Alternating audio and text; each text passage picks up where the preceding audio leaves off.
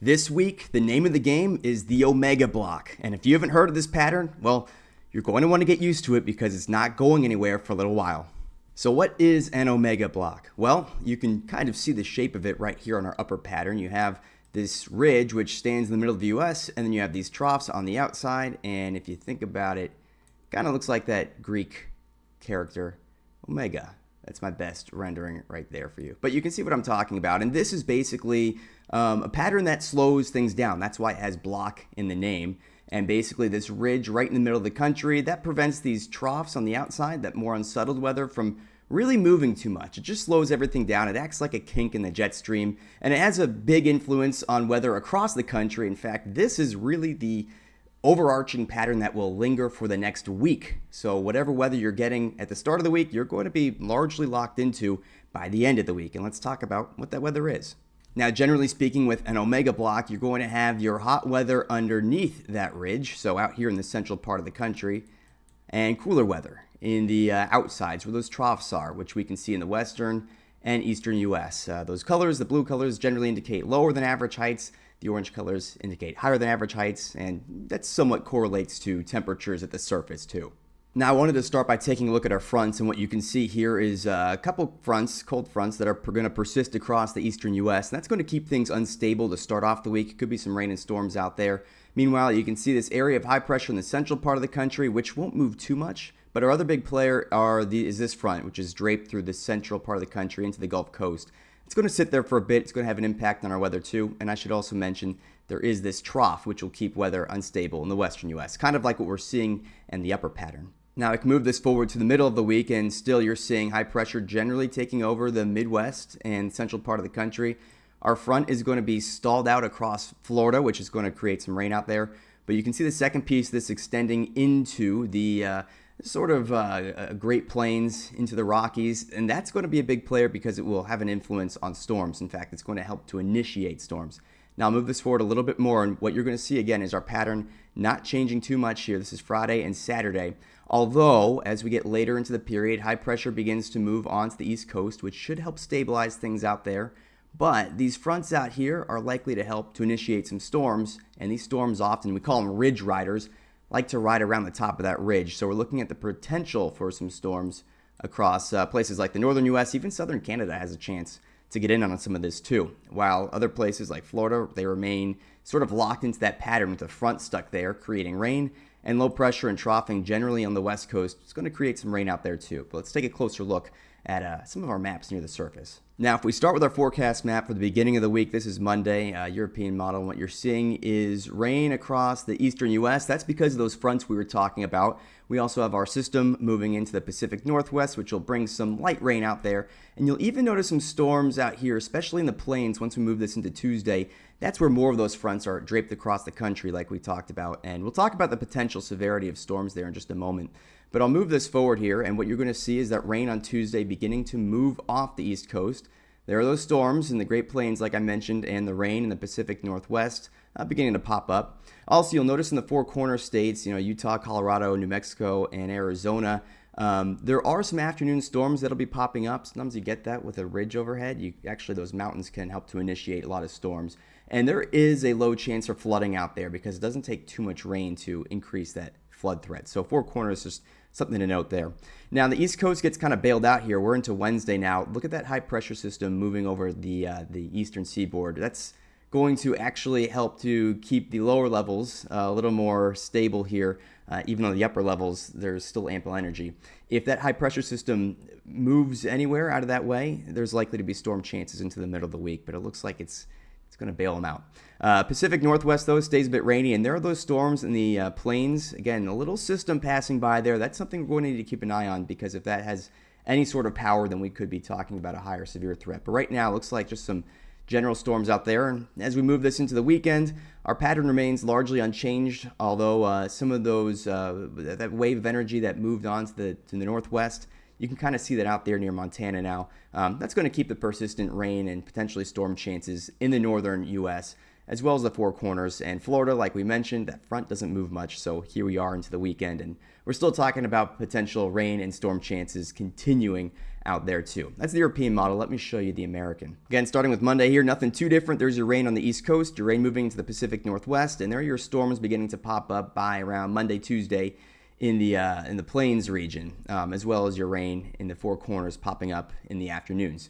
There is pretty good agreement actually between our two global models this time. That high pressure system, watch it right there on the East Coast, keeping things dry even though we have troughing. There are your Four Corners getting rain. This is towards the middle of the week. Your Plains seeing storm chances, and rain just sort of sitting on the Pacific Northwest. Nothing really new there. And as we move into the weekend, Florida, hopefully you don't have vacation plans because it sticks with that persistent daily rain chance. And I know Florida is one of those spots that does see rain often every day, but we're talking about greater coverage, more rain than a typical afternoon because that front is just helping to initiate storms. Otherwise, things do seem to quiet down once we get towards the end of this week and into the weekend here. Now, in terms of severe storm chances, what we'd be looking for is some extra upper level energy, those blue and pink colors, and we'll start here with Monday. And what you're seeing is some across the plains, but what really stands out to me is that nothing's that organized. You kind of look for those jet streaks when you have those sort of lines of pink and blue colors, and we just don't have many of those. Now, the one day that does stand out is actually right here, though, Tuesday and Wednesday, where maybe you get some organization in the plains, but otherwise, there's not a lot to go off of here. So I wouldn't be surprised if we have some marginal risks this week in the north central U.S. Could be several days of that. And again, as we move this into Friday too, you're seeing some energy, just nothing that organized.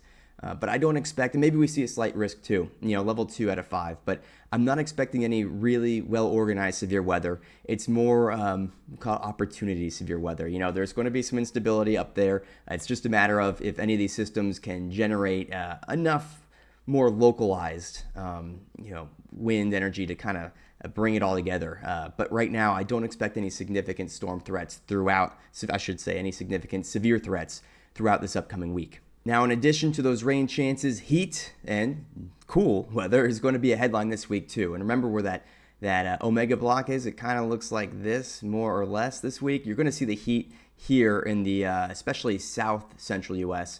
and that cooler weather in the north in the west and eastern U.S., but especially farther north.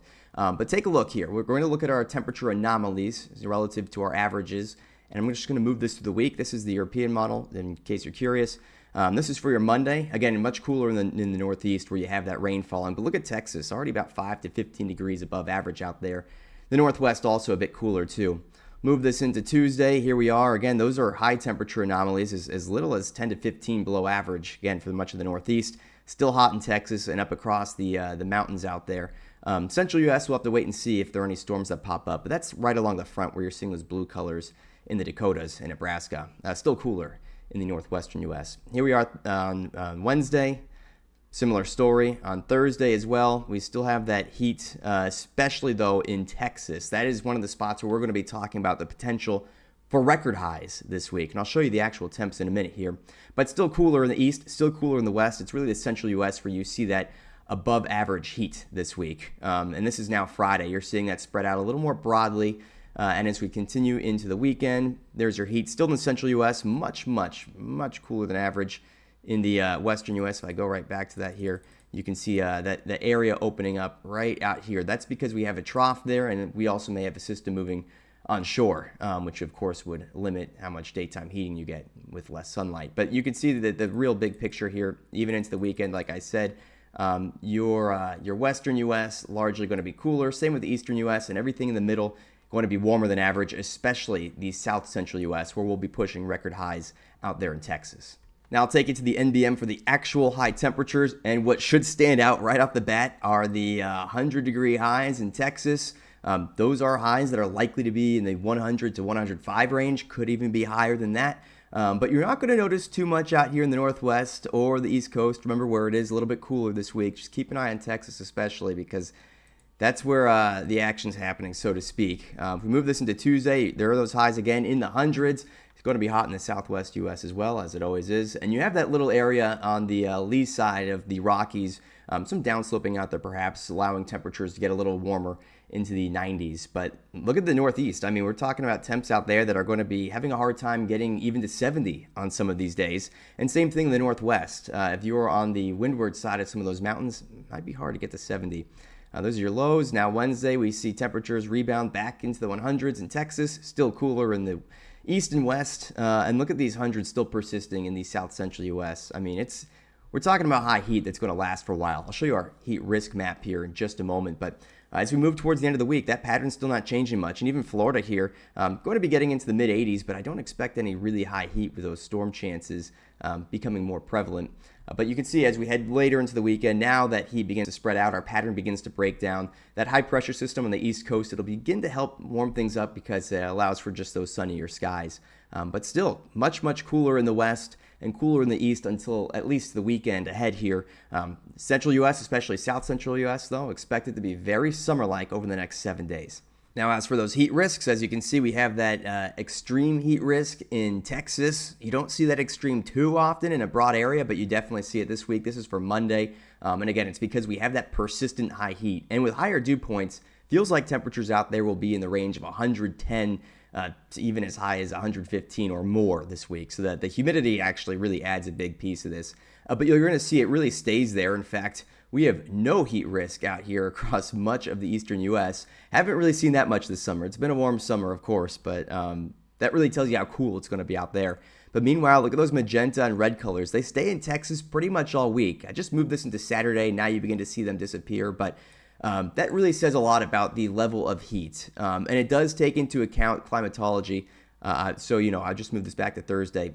If it is going to be hot on average there, it takes that into account. People are more used to it. Infrastructure can handle it better. So if you take that out, I mean, it just really says a lot about not only is it going to be hot for anywhere in the country, it's going to be hot for Texas. And that goes for much of the south central plains. So just an area to be careful. Of course, check on those who are more sensitive and take care of yourself too. Hydrate and all that. But for the rest of the U.S., you're going to have no idea it's hot out there. I mean, literally basically zero heat risk across much of the Northwest and a huge chunk of the entire East Coast too. Now, before I wrap things up, I of course have to mention the tropics because we're in the middle of hurricane season, and while we still have Ernesto spinning offshore, that is going to move out and away. It really has no impact on the U.S. other than higher rip currents and perhaps some high surf in some spots. But that's really going to move out pretty fast here. And as you can see, this is the next 7 days. We don't have any activity really in the main development region, and it may stay that way for a little bit here. Now, we are just ramping up our average in terms of tropical cyclones and stuff like that, so I don't expect it's going to stay like this for super long, but in the interim here, looks like a quiet week in terms of tropical weather. Perhaps we see some more disturbances pop up closer to the weekend, though. So that sort of wraps up our week. Honestly, not a bad week of weather, unless you're in Texas where it's going to be very hot. Otherwise, there is a chance we could get into some storms, some severe storms in the north central U.S. It's going to be pretty hot in the northern plains. Could be a bit rainy on the East Coast, Florida, the West Coast as well. But I mean, these are things that we're used to. This week, one of the more benign weeks of weather, luckily. Like I said, the heat in Texas really stands out as the highest risk for anybody. But all around, enjoy this week. Take advantage of time you get outside. Looks pretty sunny for much of the East Coast and cool. Little taste of fall out there. And we're going to look forward to a transition to fall pretty soon. But take advantage of the quiet weather because it is not going to last this way forever, especially with how much energy is still in the Atlantic and the changing weather pattern that comes with the seasons. But for now, follow along for more updates and we'll be back here. So enjoy the weather, stay safe, and I'll see you here soon.